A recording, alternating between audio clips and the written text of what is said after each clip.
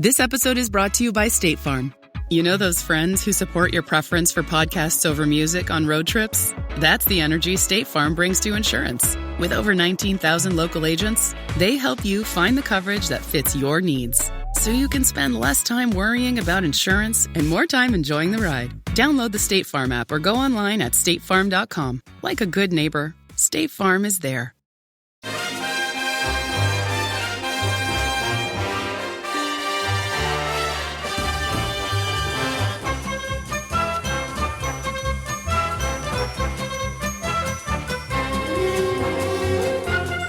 Welcome to How Are the Podcast. It's Gav, and you join us for a special episode. Today we're chatting about something a little bit different and a project that you might not have necessarily heard of. Now, I'm sure many of you listening will have had the great fortune of visiting Roker Park when it was still Sunderland's home.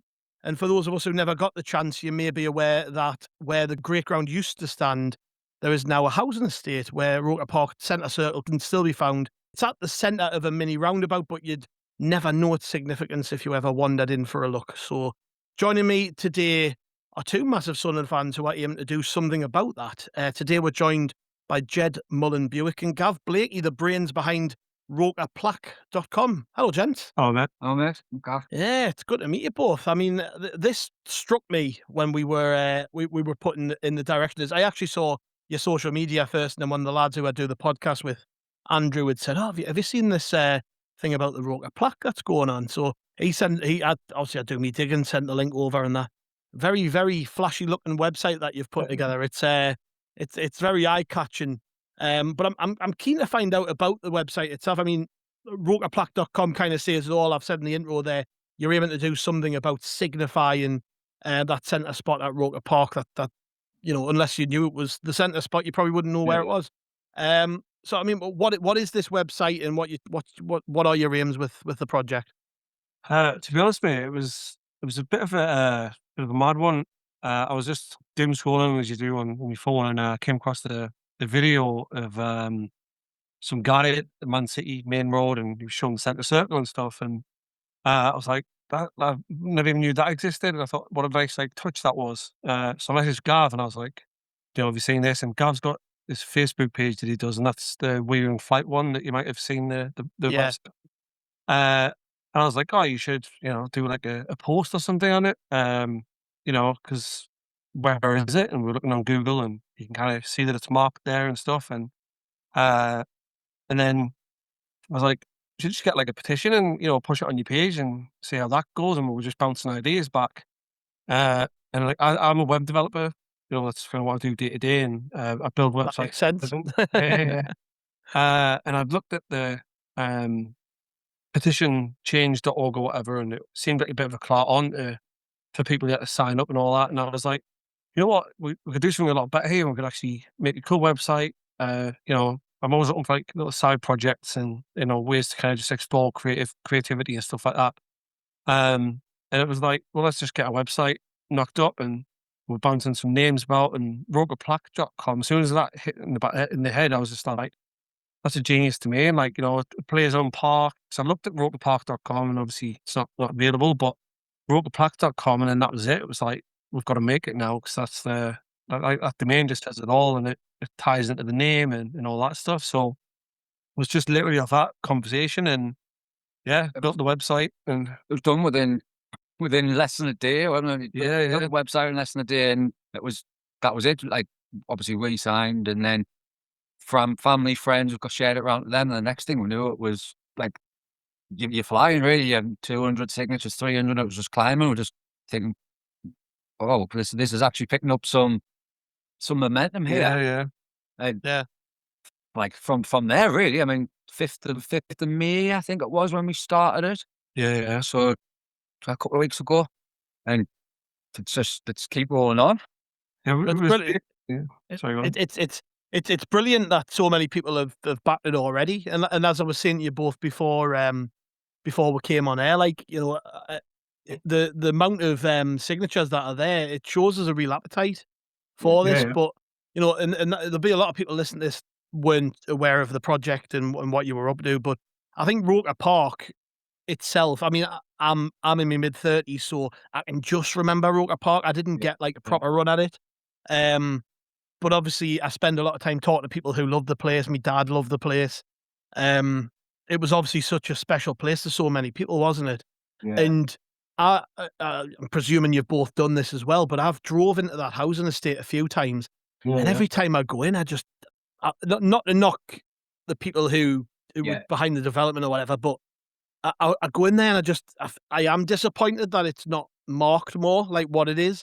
And you mean the way it's been built and the way the estate's been laid out, it could have been amazing. I mean, the big one for me is probably Highbury Square. I don't know if you've seen that, but Highbury Square is probably.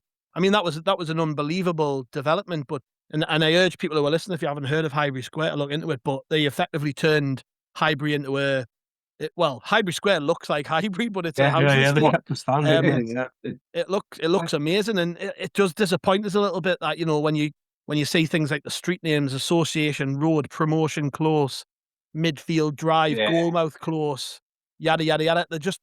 It could have been done better, and there's nothing much you can really do about that now. That is what it is. It was 30 years ago. But the centre spot is important because so much history lives in that spot. Like whether the pitch is still there, whether the old ground's still there. I mean, I'll let you take it away, but it's such a historic place.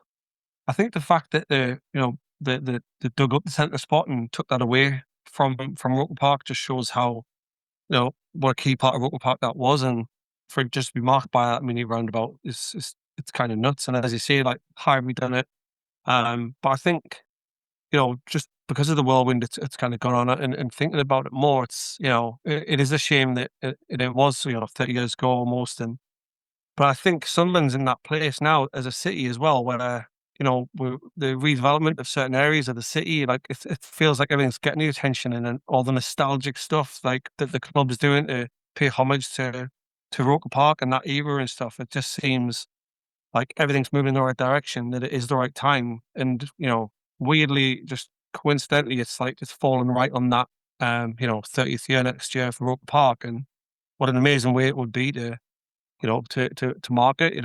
Yeah, I mean, I didn't even think about the centre spot myself until Jed sent us the message, and then I've realised like how important it actually was. It's one of them things where you don't think of it. I think of Roker Park, great, brilliant place. I was 12 or 13 when we left there, but the centre spot itself, I didn't really think about it. And then when Jed sent us the video, and I thought, actually, that is the heart of the stadium.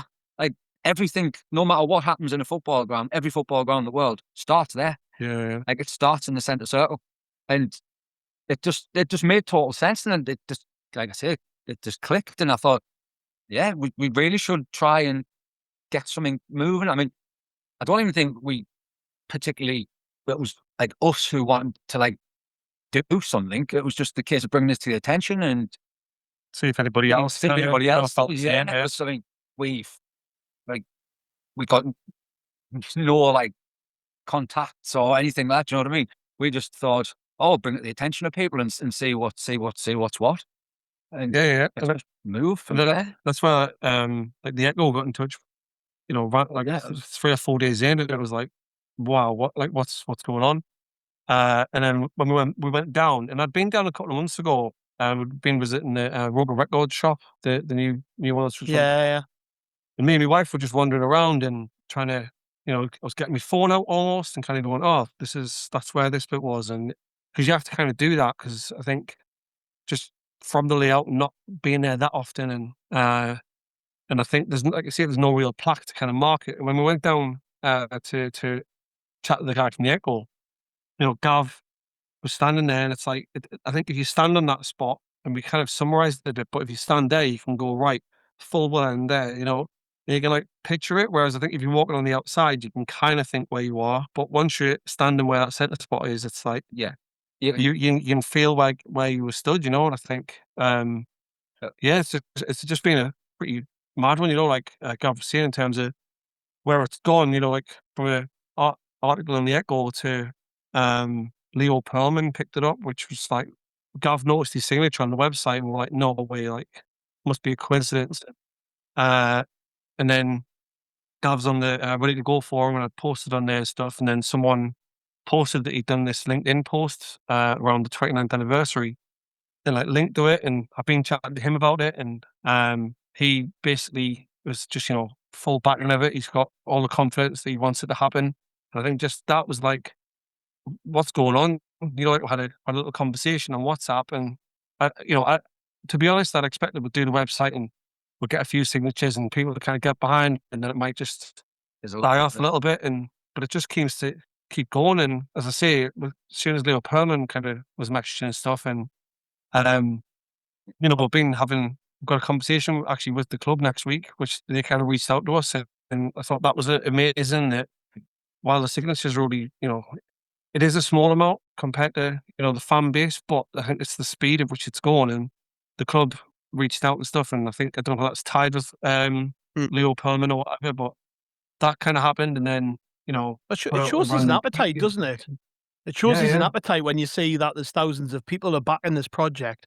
They want to see it. I was, you know, on a pod I did a few weeks ago, with the guy who's just done all of the discovery work for the bricks around the stadium. I know the club off the back of the work he'd done just on his own, the club then reached out to him to say thanks, because it's such a brilliant thing what he's done. And I think these little, if the club see that there's an appetite for things, then it makes sense to get behind it. Because I mean, like what you're up to here, there is so much history attached with Roker Park, and so many people love the place, still love it, loved it dearly. It was the best place on earth to a lot of people. Do you know what I mean? Yeah. And I think you're right what you said earlier. I think we're at a time where people are starting to notice the nostalgia a bit more, and it's like we need to properly recognise our history, because you're seeing it now down the stadium, aren't you? With Legends Way and the new statue and the welcome to Sunderland signage and all these things. I think you're now seeing an appetite from within the club to recognise the history a bit more, which I think's appropriate and the right thing to do, given where we are now. The club have come through a sticky period, and we're in the Premier League and we're doing well. It makes sense to like go right. We have to recognise what came before us.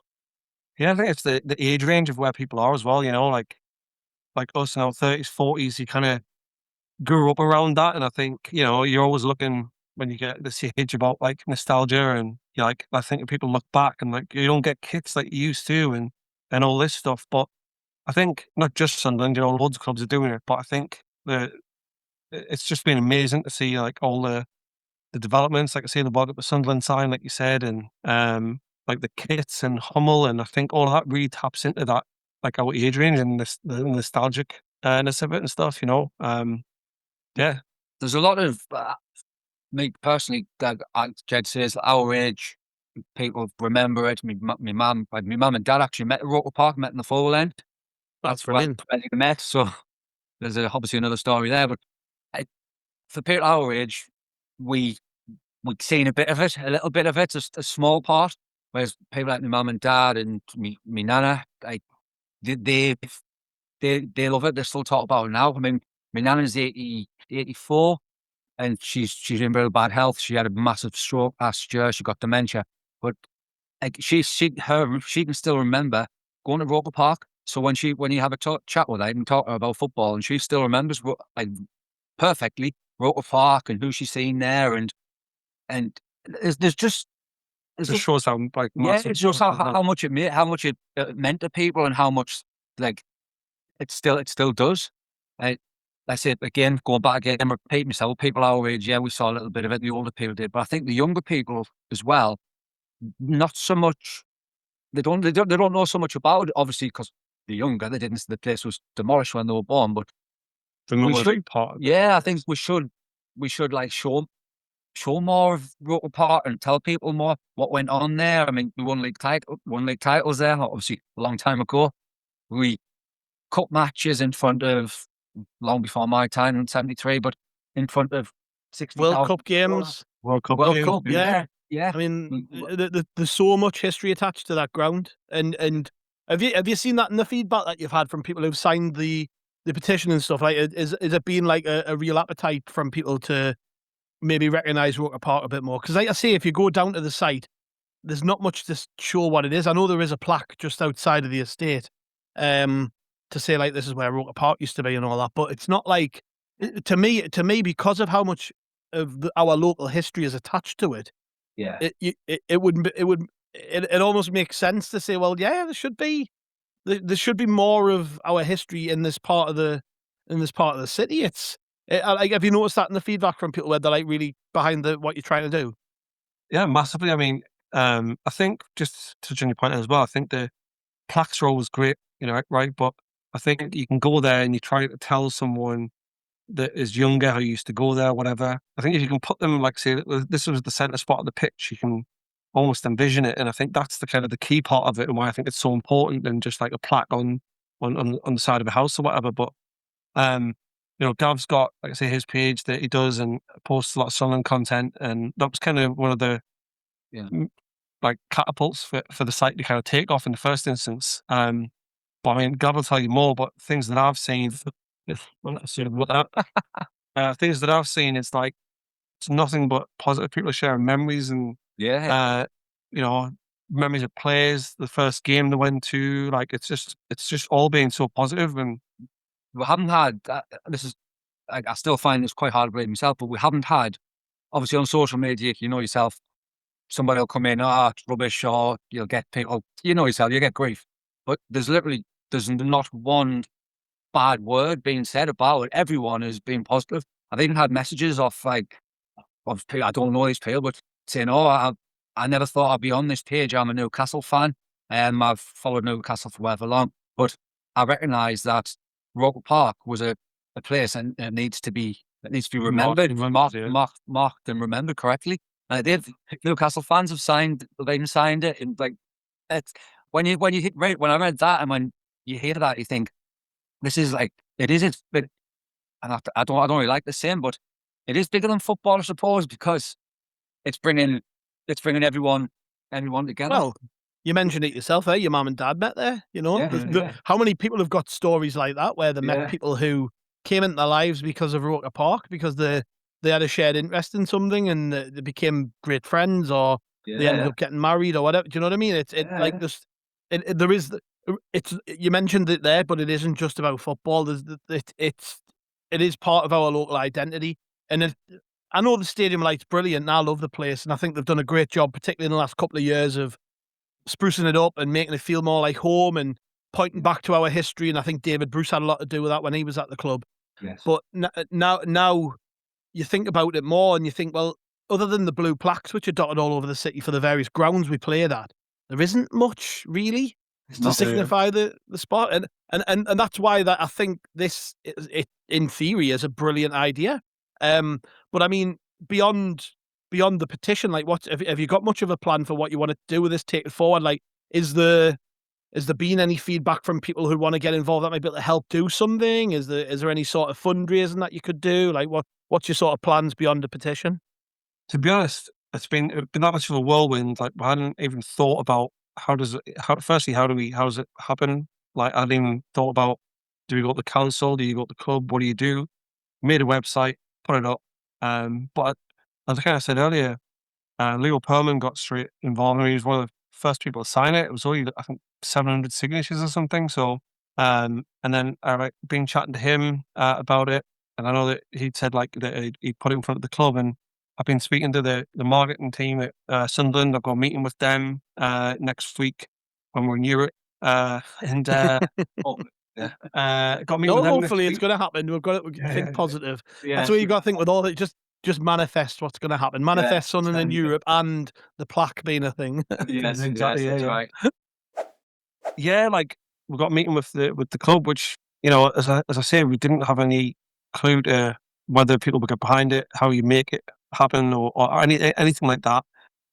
It's just kept kind of, growing and growing. And as I say, we'll see what happens with that chat with the club and see how much they want to get involved in. And I think that's kind of, if we're going to go anywhere with it, it's probably the best place, right? And see, just kind of see where that meeting takes us, really. And I think, next year is like the 30th anniversary. And I mean, it's all just a mad coincidence that we launched it right around the anniversary coming up. Like, none of that it wasn't in our heads at all, was it? Like, it was just a really random coincidence, and I think that's like one of the amazing things about it. It's just a weird coincidence right in that period, and Yeah. The night with Jets is everything's just been a whirlwind in a couple of weeks. We had this little idea, which was then gone to the Sunderland Echo, which was then gone. And he's the non-executive director, isn't he, Leo Perlman?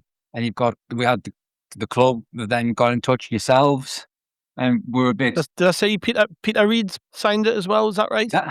Yeah. So I think he tweeted he found some old signed Sunderland and Everton shirt or something, and I just replied to the tweet with just the website and like an arrow pointing to it. It must have been like 2-3 minutes, and I was just about to make the tea, and I checked my phone, and it was like Peter Reid tweet back done. And I was like, no way, logged on. Peter Reid signed it. It's like incredible. I mean, a couple of days before that, Craig Russell had signed it. Gordon Armstrong signed it. And it's like just kind of these are all people with loads of history at Roker Park, right? Yeah. Special memories for them as well of the place. Like they're gonna feel pride in getting behind something that tries to properly mark the place. Really, you know what I mean? That you can imagine it. But with the let's say it goes ahead. Say hopefully your meetings go well with the club, and that can be like chats like this can be the catapult to sort of something really kicking off and stuff. How would you like it to be? Because obviously there is the caveat here. It's a roundabout, isn't it? So that's the difficulty, is that getting that past highways and the council might be a little bit tough. But it's been done before. There are other examples of this happening, and so you can only hope, right? But how is it? I mean, I don't want you to kind of spell out exactly how it would look, but have you got an idea of what you were aiming for when you were setting out this idea, like what you want it to kind of be like? No, I mean, we'd looked, as I say, the Man City one, which I think is like amazing. It's like a nice stone plaque. We mocked up a couple of things on AI, just kind of what would maybe think it would look like. And not, as I say, not really thinking about it being a roundabout and, not really being in the middle of a road. And but it was just kind of, as I say, it was all kind of things that just started coming out as it was growing. It was like, this is growing. Like, what would it actually look like? We hadn't actually thought that far ahead. And then it's like, well, we should maybe mock it up to some people who. So there's some great photos on your website where you can see the old Fulwell end in the background, and that was kind people of can check that out on the website, can't they, if they want to see? Yeah, it's on the website. Yeah, and part of that was because you can go on Google Maps, so you can go right up to the spot on Google Maps, and I think if you just put a photo of that, it didn't. You can see the circle, but I didn't feel it told the story. It was like, let's like mock up and put like where would the Fulwell end be, or where would the Roker end be, and like in comparison to it, and like let people see like what it, you can kind of where you can imagine like what you would see from the spot and stuff. And I think that just helps people kind of buy into it and see what it is we're trying to do. Like going back to what would we like it to look like, or how would we like it? Like you say, it is a roundabout at the end of the day. It's not a roundabout. People live there. People aren't going to want people standing over a little mini roundabout, even though there's not many people there. It's still, I think, like it is a roundabout. But next to that, there's a green, there's a park. I mean, if we got something put on there instead of just these few bricks that's on this little mini roundabout now, I don't know. We forgot a little, I don't know, like a concrete. I can't really explain, but it's just a little anything on there. But further in the little park area, you could have a plaque there explaining. I'm thinking like memorial, like any sort of something when you drive into that estate, or you happen to wander in that estate, where you're like, this is where Roker Park used to be. And I think that's what you've done with this petition. You've shown there's an appetite for something. While the city's going through all this change and all this great stuff's going on, wouldn't it be fantastic to see Roker Park properly commemorated? 100%. That's exactly right. It's exactly what we want. Yeah. So if you're on board, and we're getting the right people on board, and people, I say on board, people who's genuinely interested and think it's and love Sunderland. Yeah. So if like the thing with these kind of things as well, I think, is some people like see it and they maybe don't want to sign it. They want to wait until it gets a bit of clout, or it's actually, there's only 400 people signed it. But everyone just got on and signed it. Like, as I say, the players and stuff were signing it, and it's not about, well, I'll get behind it once it kind of gets busy. There's, as I say, Leo Pound was one of the first ones to sign it, and it's just a bit nuts, really. But there's other names on there as well who could be. We don't know. We haven't gone through every name, but we're seeing names like George Clark, and we're thinking to ourselves, is that George Clark from the telly? He has quite a lot to do with Sunderland. He's got new building down on the seafront. And like I say, there's other names there. We know people like Martin Smith have seen it, and like heroes of one of my heroes, Martin Smith, when I first started going, like, what a play.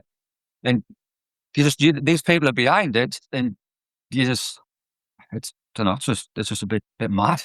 Yeah. Well, like I say, you've shown there's an appetite for something there, and it could grow legs from this point. So if people want to get involved, then I presume I've signed it, of course. You can just head over to rokerplaque.com. That's ROKERPLAQUE.com to add your signature to this ever-growing list. But I think if you want to get involved with this, is there any other ways that can get in touch with you lads to try and, it might just be offer advice, or it might be somebody who's dealt with something similar in the past, or someone who wants to get involved with fundraising, or might be somebody at the council who can point in the right direction. Like, where can people get in touch? There's a contact email on the website, which is just hello@rokerpark.com. It's just in the footer, so you can drop an email there. Or we've done these flyers as well, which are going to be in some pubs over the weekend. In a few pubs around town. We've dropped them around last weekend. I dropped some down at Everton as well. So you see one of them floating around. The details are on there as well. So I've got like Jed mentioned earlier on, I've got a Facebook page. I just started out as I fly a drone, basically, just as a hobby, just a little drone, some footage around something. And I just uploading there, and eventually, with the bad weather, I started uploading just a little bit of AI content, a little bit of Sunderland videos, and that went from like few hundred followers to like nearly 8,500 now. And that's called We're in Flight, and people can contact us on there. I post a lot of old stuff on there. I mean, we both have access to that. So, well, if anyone was interested, just any questions or anything. Excellent, chaps. Well, thank you very much for joining us, and I wish you the best of luck. Anything we can do in future to help promote or push in the right direction, and feel free to get in touch. But cheers, lads, and good luck. Cheers very much. Appreciate it. Cheers, mate. Thank you very much. And thank you very much to the listeners. We will be going absolutely nowhere over the summer here on How Are the Podcast. We've got plenty to chat about. So stick with us. Get subscribed if not already. You can see all our written content on rokerreport.sbnation.com. Just need to say thank you very much. We'll see you tomorrow.